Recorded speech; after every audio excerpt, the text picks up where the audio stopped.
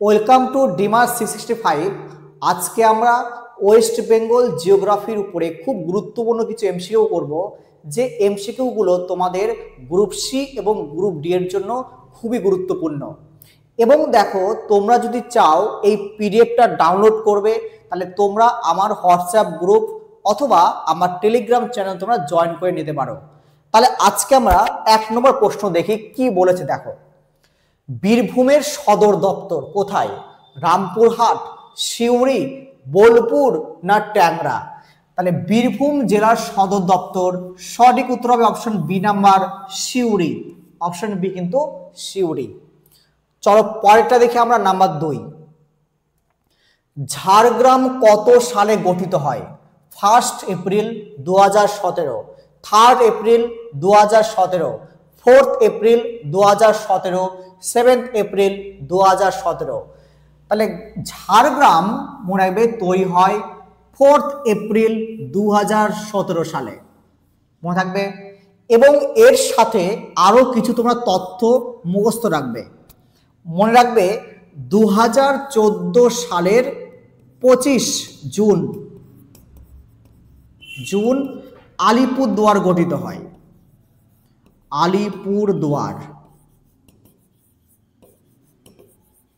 আলিপুরদুয়ার গঠিত হয়। এরপর মোস্ট ইম্পর্টেন্ট আরেকটি সাল 2017 সাল। 2017 সালের মনে রাখবে 14 ফেব্রুয়ারি। তাহলে 14 ফেব্রুয়ারিতে তৈরি হয় কালিম্পং,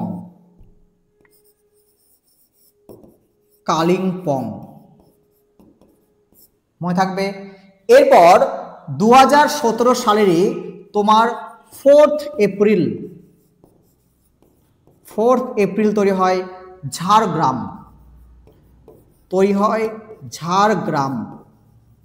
এবং দেখো তোমার 7 এপ্রিল হয় তোমার পূর্ব ও পশ্চিম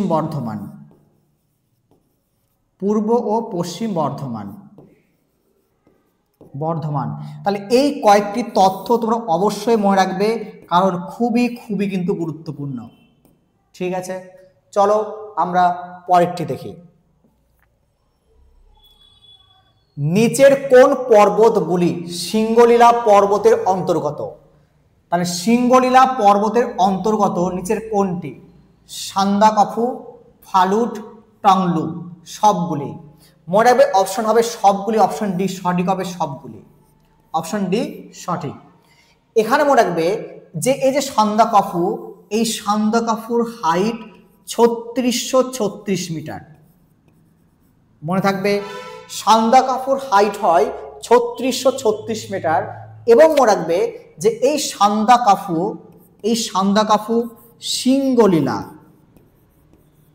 সিঙ্গলীলা তথা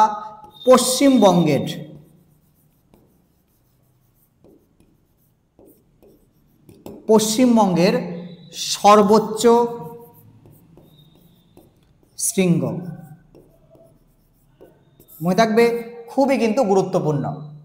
চলো আমরা নাম্বার 4 দেখি। বক্সা কি? একটি নদী, একটি গুরুত্বপূর্ণ শহর, এটা একটি গুরুত্বপূর্ণ শহর, ভারত ও ভুটানের মধ্যেকার একটি গিরিপথ, নান, মানে কোনোটি নয়। তাহলে বক্সা মনে রাখবে, এই বক্সা হলো অপশন সি নাম্বার, ভারত ও ভুটানের মধ্যেকার একটি গিরিপথ, অপশন সি তোমার সঠিক উত্তর। চলো আমার পরেরটি দেখি। পশ্চিমবঙ্গের মালভূমি অঞ্চল প্রধানত বেশিরভাগ কোন জেলার অন্তর্গত? অর্থাৎ কোন জেলায় সবচেয়ে ম্যাক্সিমাম তোমার মালভূমি অঞ্চল দেখতে পাই? পুরুলিয়া, বাঁকুড়া, বর্ধমান, মেদিনীপুর। তার সঠিক উত্তর কি হবে? পুরুলিয়া। অপশন এ নাম্বার সঠিক হবে তোমার পুরুলিয়া। চলো পরেরটা দেখি, নাম্বার 6। বেলপাহাড়ি কোথায় অবস্থিত? বেলপাহাড়ি, পুরুলিয়া, ঝাড়গ্রাম, বীরভূম, নদিয়া। তাহলে সঠিক উত্তর হবে ঝাড়গ্রাম। তাহলে সঠিক উত্তর হবে ঝাড়গ্রাম। এবং মনে রাখবে এই যে বেলপাহাড়ি, এই বেলপাহাড়ি মনে রাখবে লৌহ ও আকরিকের জন্য বিখ্যাত। লৌহ ও আকরিকের জন্য বিখ্যাত। আকরিকের জন্য বিখ্যাত। আশা করি প্রত্যেকে এখানে বোঝা গেল। চলো নাম্বার 7 দেখি আমরা। বক্রেশ্বর উষ্ণ প্রস্রবণ কোথায় অবস্থিত? তাহলে Bakreshwar, option A Murshidabad, option B Bankura, option C Birbhum, option D Jhargram. তোমাদের প্রশ্নটি অনেকবার দিয়েছে, এটি খুবই গুরুত্বপূর্ণ কিন্তু বক্রেশ্বর। তাহলে সঠিক উত্তর হবে option C number Birbhum. Option C number কিন্তু বীরভূম। চলো নাম্বার 8। পশ্চিমবঙ্গের কোথায় রাঢ় অঞ্চল দেখতে পাই আমরা? বলো কোথায় রাঢ় অঞ্চল দেখতে পাই? কোচবিহার, নদিয়া, পশ্চিম মেদিনীপুর, দক্ষিণ 24 পরগনা। তাহলে এই যে রাঢ় অঞ্চল, এই রাঢ় অঞ্চল আমরা বিশেষ করে দেখতে পাই পশ্চিম মেদিনীপুর। সঠিক উত্তর অপশন সি নাম্বার সঠিক হবে পশ্চিম মেদিনীপুর। তারপর দেখো নাম্বার 9 দেখো, কোন অঞ্চলটি রাঙামাটি নামে পরিচিত? রাঙামাটি। তাহলে এ নাম্বার উপকূলীয় অঞ্চল, বি নাম্বার রাঢ় অঞ্চল, সি নাম্বার সুন্দরবন অঞ্চল, ডি নাম্বার তরাই অঞ্চল। তাহলে রাঙামাটি, এই রাঙামাটি কিন্তু তোমার পরিচিত হয় রাঢ় অঞ্চল। মনে থাকবে রাঢ় অঞ্চল। এবং এই যে রাঢ় অঞ্চল, এই রাঢ় অঞ্চল আমরা বিশেষভাবে দেখতে পাবো কোথায় বলতো? পূর্ব ও পশ্চিম বর্ধমান, পূর্ব ও পশ্চিম বর্ধমান, পশ্চিম বর্ধমান। তারপরে তোমার বাঁকুড়া, বাঁকুড়া। তারপর তোমার বীরভূমের সামান্য একটু অঞ্চল। তো এইগুলো আমরা দেখতে পাই কিন্তু কি বলতো? রাঢ় অঞ্চল। এবং তোমরা এখানে প্রশ্ন মনে রাখবে একটা, যদি বলে ভারতের রুর কাকে বলা হয়? তাহলে ভারতের রুর,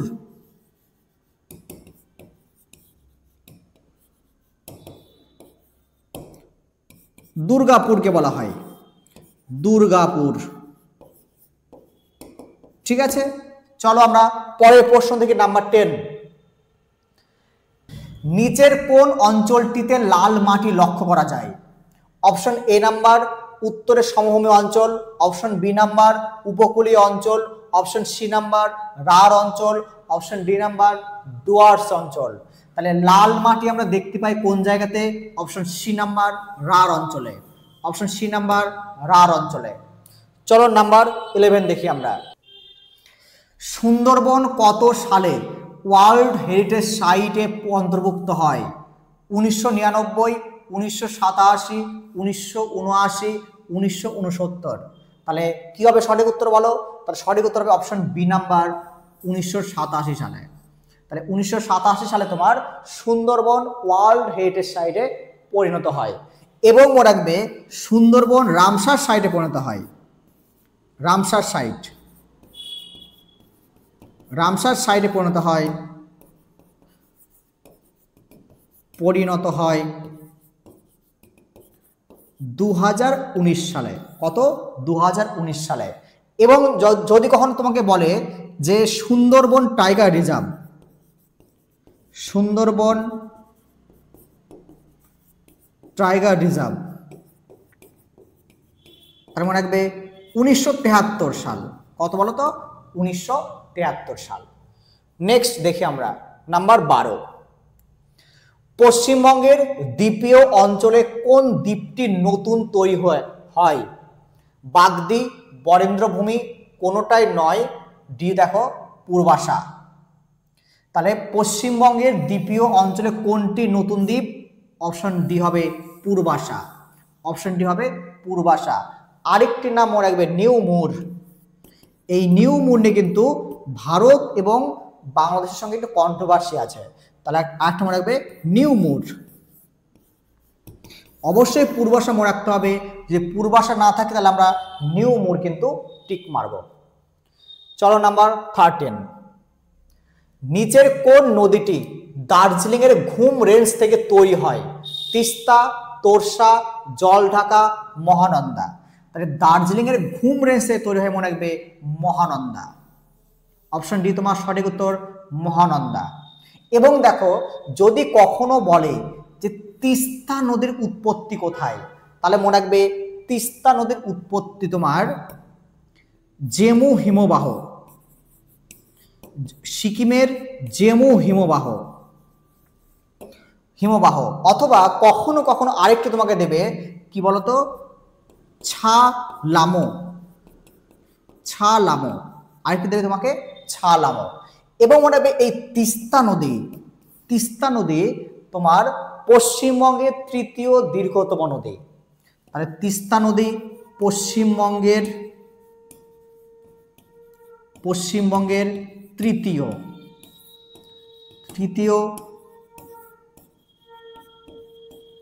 দীর্ঘতম নদী। ঠিক আছে, তাহলে তিস্তা নদী মনে রাখবে পশ্চিমবঙ্গের তৃতীয় দীর্ঘতম নদী। যদি বলে প্রথম দীর্ঘতম নদী কোনটি, তাহলে প্রথম কিন্তু গঙ্গা। পশ্চিমবঙ্গের প্রথম দীর্ঘতম নদী গঙ্গা, তারপরে দামোদর, দ্বিতীয় মনে রাখবে দামোদর, এবং তৃতীয় মনে রাখবে তিস্তা। মনে থাকবে তৃতীয় তোমার তিস্তা। তাহলে যদি কখনো বলে জলঢাকার উৎপত্তি কোথায়, অনেকবার প্রশ্ন তোমাদের দিয়েছে জলঢাকা, তাহলে জলঢাকার উৎপত্তি মনে রাখবে বিদং হ্রদ। তাহলে বিদং হ্রদ তোমার জলঢাকার উৎপত্তি। তাহলে এই কয়েকটা তোমরা অবশ্যই মুখস্থ রাখবে, কারণ খুবই খুবই ইম্পর্টেন্ট। চলো নাম্বার 14 দেখি আমরা। উত্তরবঙ্গের নদীগুলি যেমন তিস্তা, তোরসা ইত্যাদি নদীগুলির জলের উৎস কি? প্রচুর পরিমাণে বৃষ্টি, প্রচুর পরিমাণে বন্যা, বরফ গলা জল, কোনোটি নয়।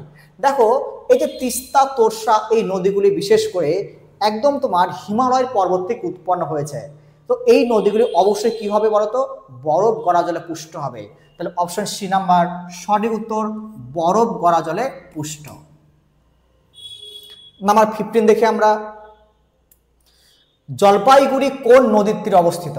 তাহলে জলপাইগুড়ি অপশন এ তিস্তা ও করলা, অপশন বি তিস্তা ও জলঢাকা, অপশন সি জলঢাকা ও তোরসা, অপশন ডি তিস্তা ও রায়ডাক। মনে রাখবে জলপাইগুড়ি অবস্থিত তিস্তা ও করলার মাঝে, তিস্তা ও করলার তীরে। নাম্বার 16 দেখি আমরা। নিচের কোনটি জলঢাকার উৎস? এখনই পেলাম, দেখো জলঢাকার উৎস কি, তাহলে জলঢাকার উৎস মনে রাখবে বিদং হ্রদ, অপশন এ নাম্বার বিদং হ্রদ।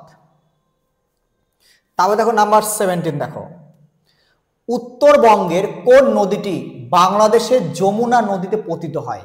তাহলে উত্তরবঙ্গের কোন নদীটি, কালজানি, রায়ডাক, গঙ্গা না সুনজাই? তাহলে উত্তরবঙ্গে মনে রাখবে অপশন এ নাম্বার কালজানি নদীটি বাংলাদেশে গিয়ে কি বলো তোমার যমুনা নদীর দিকে পতিত হয়। তারপর দেখো নাম্বার 18। গঙ্গা নদীর উত্তরের অঞ্চলটি কি নামে পরিচিত?